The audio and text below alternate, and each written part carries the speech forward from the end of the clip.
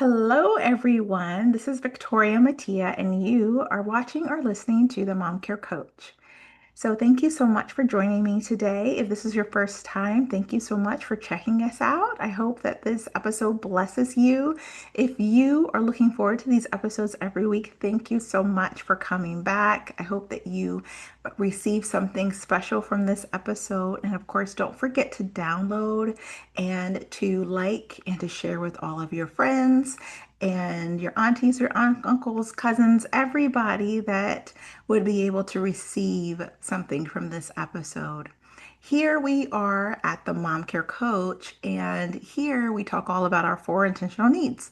We talk about sleep, mindset, movement, and nutrition. And today is a very special episode. Not only are we going to be having the video on YouTube, we are also talking about our weekly plan. Now, the reason why I wanted this to be on the podcast and the YouTube channel is because I want you to be able to see, if you choose, how I plan every week. Some people call it a Sunday sit down. I call it my successful Sunday reset. And so, how it works is that I have my paper planner. Also, when I go to do like my work, I work from home. I also will put like different tasks in my Google Calendar as well because I work with my laptop. So let's get into it. Today, we are talking all about our weekly reset, specifically how we can actually plug in our four intentional needs into our weekly calendar and what that's going to look like. And so, for our one big idea is that planning needs to be consistent. Planning needs to be consistent in order for it to happen. Okay. So, when I speak to many women, especially autism moms, the problem isn't usually being able to have plug in those four intentional needs once a week or a couple times a week or or even to be able to be successful 3 days in a row. The problem is the consistency piece. And when I dig a little deeper and ask, okay, what is getting you off where you're not being consistent? It goes back to planning. It goes back to planning, friends. That's how it works.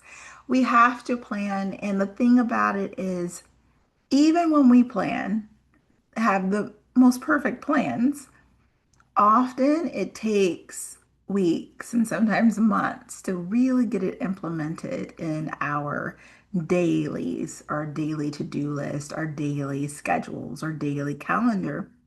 Why? Because we're already busy. We already have so many things that we are doing for our children, for ourselves, for our families as a whole, for our employment. And whenever you're adding something new, that is a change, and you are creating a change in order for it to really get cemented into your life, you have to allow yourself time, and you have to have some kind of trigger to help it to be consistent. So whether that is, plugging it into your phone or writing yourself notes or however you do things in order for things to get done in your home, it still needs to be consistent in order for it to be able to become a system that happens every single week. Okay, so let's get into it.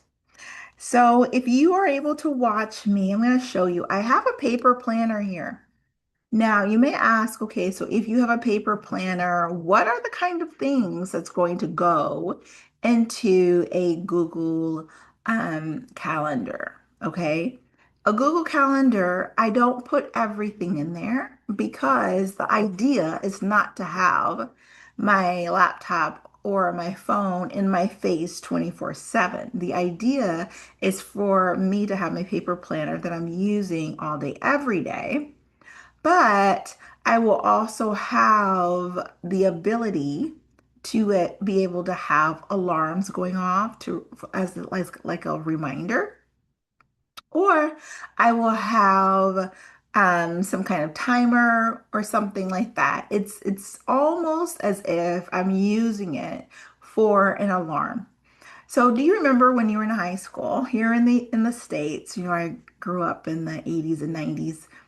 And I remember, like, when you're in high school, they would have this huge alarm to go off that everybody knew it's time to change classes, like in high school.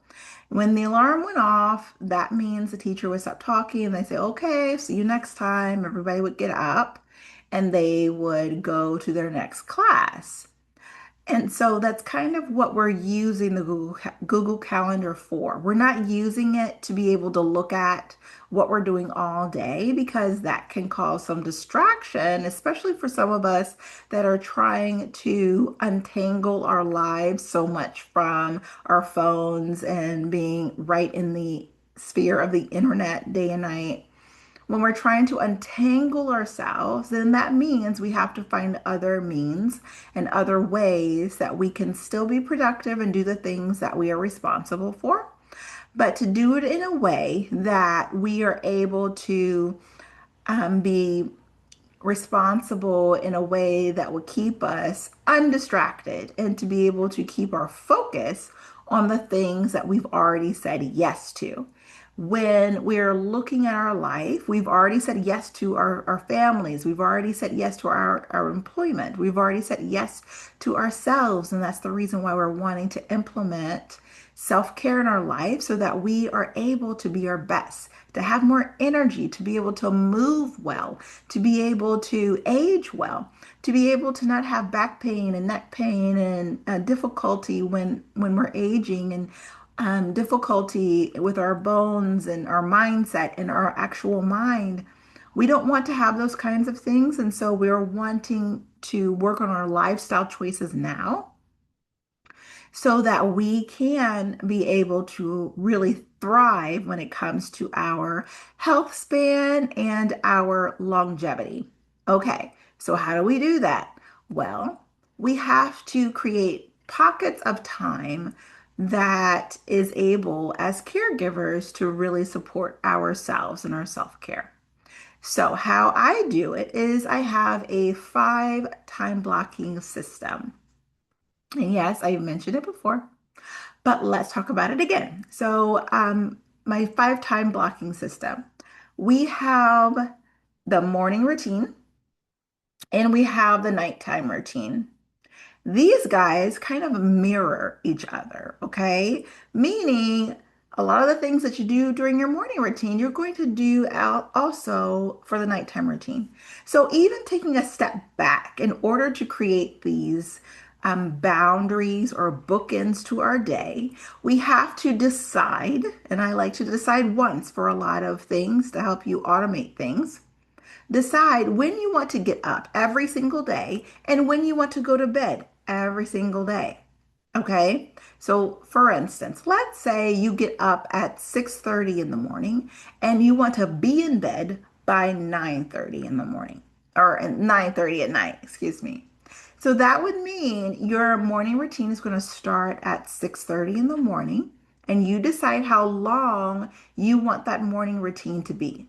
Do you need 15 minutes, 30 minutes, an hour? You decide how long you want that to be. Now, remember, we're wanting our morning routine and our nighttime routine. We're wanting it, if possible, to do this by ourselves so that we can focus all of that attention on ourselves. If that is not available to you, if that is not possible, because your littles need a lot of support. And so they need to be around you for safety. If that is what's going on in your household, then you can still do that and you can give them activities to do or even screens at that time so that you can get your needs met. It is very important that we don't neglect ourselves or self-sabotage ourselves saying, okay, it won't happen or, we're kind of just not available or able to make those things happen for ourselves. And if you notice that that is something, even if it's not conscious for you, that some of those kinds of things are playing out in your life where you want to have self-care, but it's just not happening, then you may want to take some moments and journal about that. See what you're actually thinking about. Take some thinking time and think about what you're thinking about, and doing that through a process of journaling and create that as a habit. Then a lot of these even subconscious viewpoints that you may have will be brought to the surface, and you're able to read it and say, oh, wow, I didn't even realize that I thought that or felt that way. Okay, so that's kind of a side note. Just keep that in mind if that is something you need to pay some attention to. So going back to our 5 time blocking system, we have our AM routine and our nighttime routine.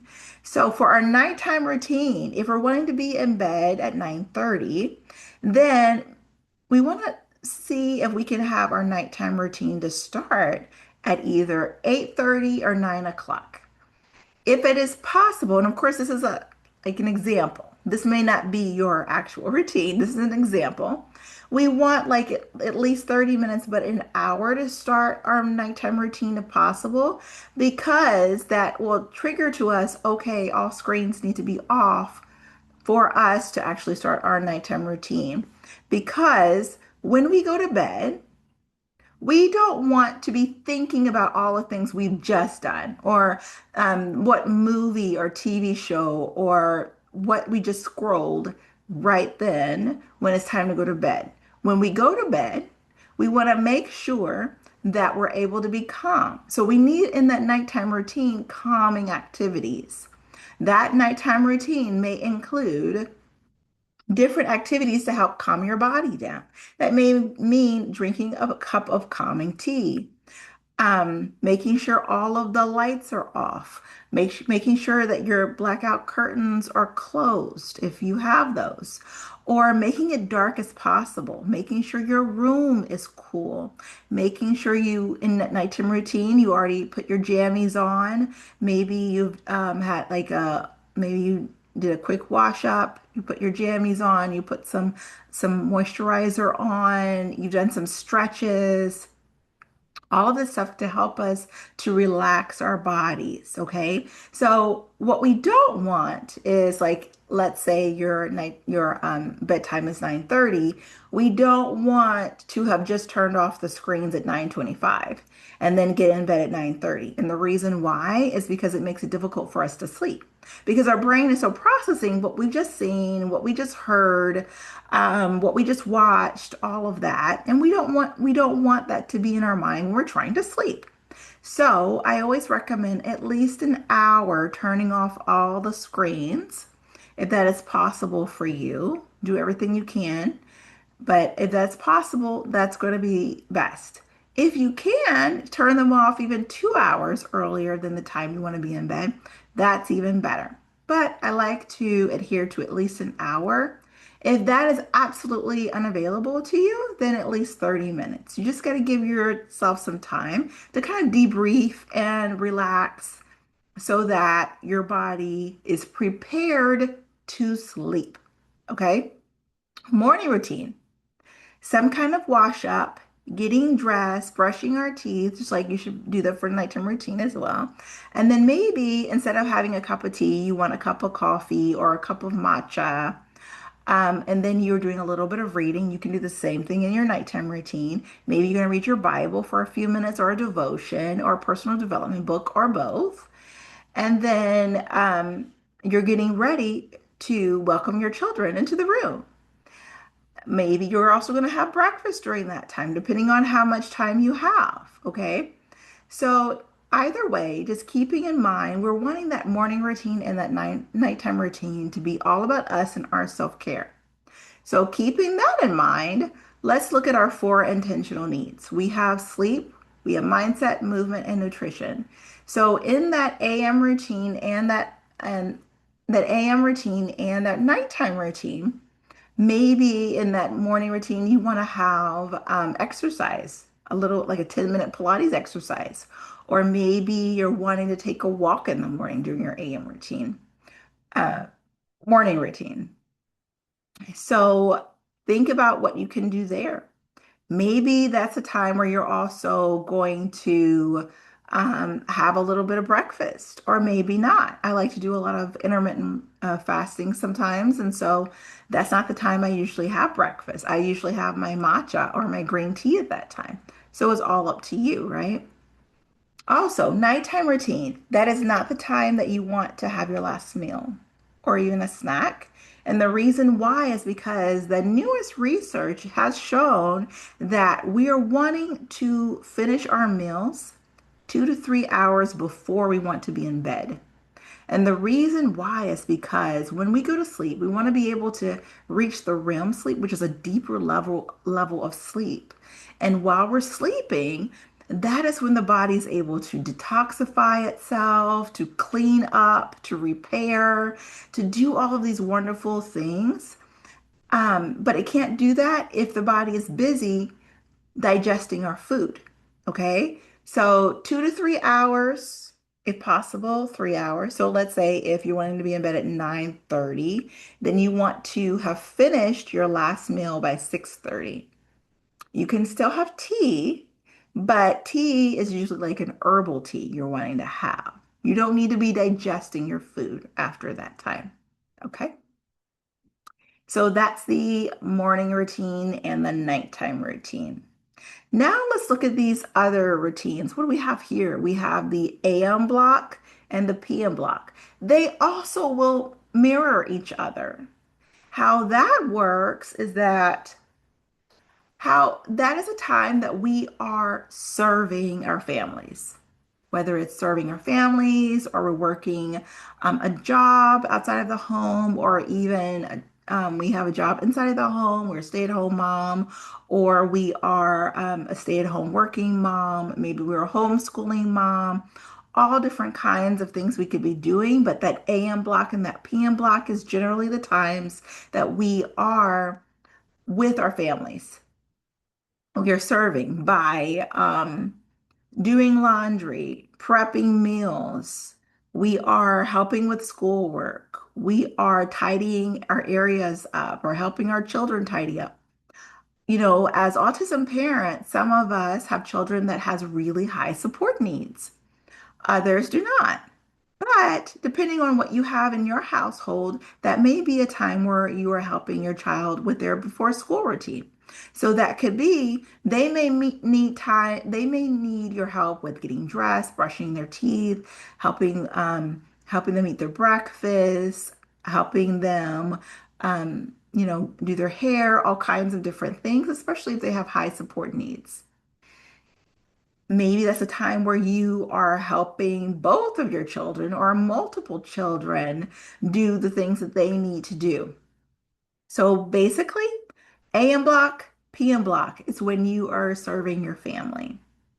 Some of us during that time, we are also employed outside of the home. So that may be work that you are doing, or it may be a time within that you are also working inside of the home.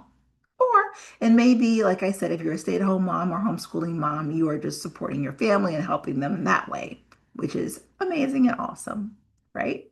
All right, now we also have, so that was the four main time blocks, but there's a fifth one, and the fifth one is work. Many of us work inside of the home. Many of us have part-time jobs, or we are doing different extracurricular activities. Maybe you don't have a part-time job. Maybe you help out at your child's school a lot. Maybe you help out at different clubs or work and help in your church a lot. You do different things, okay? So that's what that fifth one is for, whatever your extracurriculars or work schedule is. Keeping that in mind, still, how do we get in our self-care needs? So we already kind of talked about in the morning routine and nighttime routine. So maybe during one of those, you can do some exercise. Now, nutrition is probably going to be in that AM block and PM block as well, right?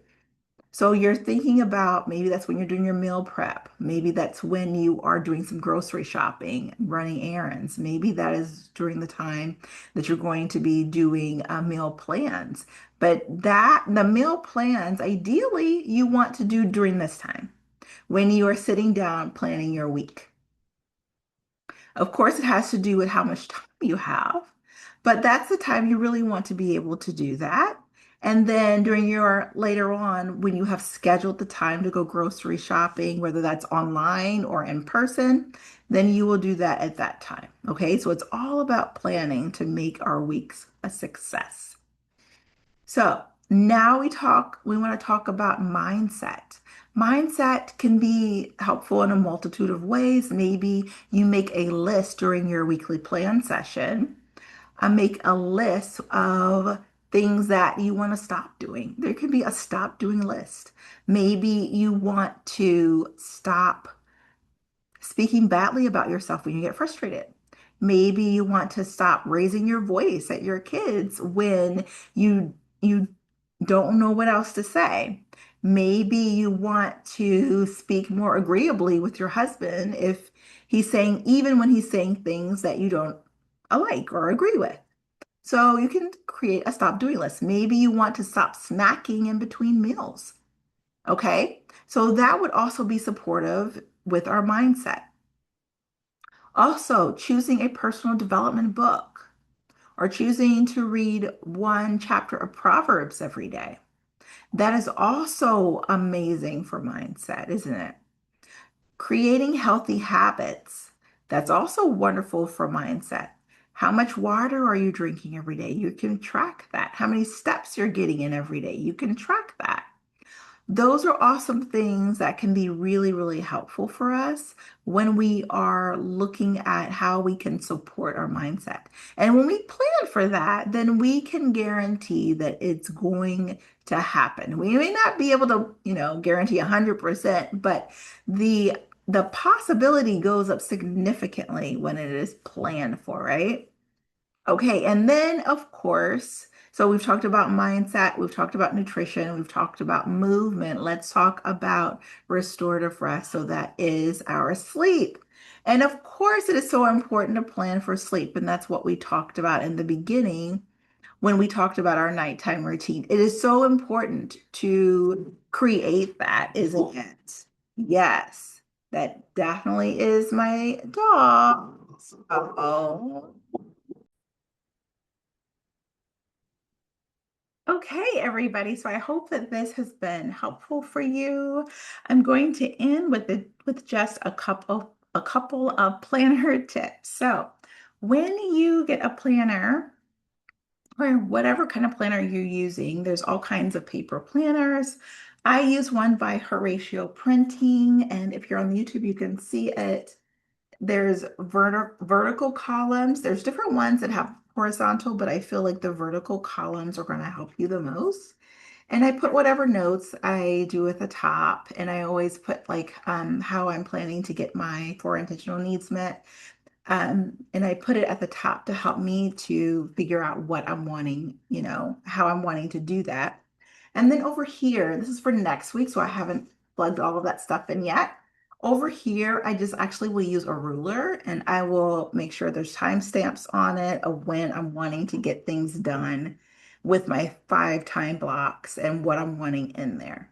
I've been doing it a little while, so I don't have to like write everything down, what I want to do in my morning routine, everything I want to do for my nighttime routine.